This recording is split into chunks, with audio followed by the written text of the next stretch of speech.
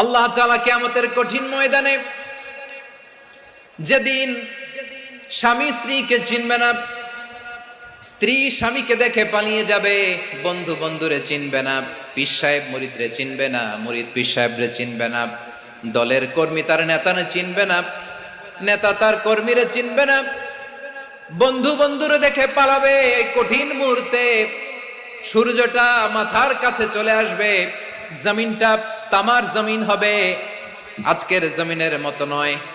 মানুষ ঘর্মাক্ত, ক্লান্ত, শ্রান্ত মাথার মগজগুলো কানের ছিদ্র আর নাকের ছিদ্র দিয়ে বেয়ে বেয়ে পড়বে। বিশ্বনবী ফরমান, ময়দানে 7 শ্রেণীর ব্যক্তিকে রব্বুল আলামিন তার আরশের নিচে ছায়া দিবেন।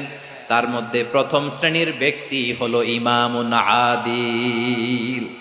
ইমামুন আদিল, ন্যায়পরায়ণ শাসক, যে ইনসাফের সাথে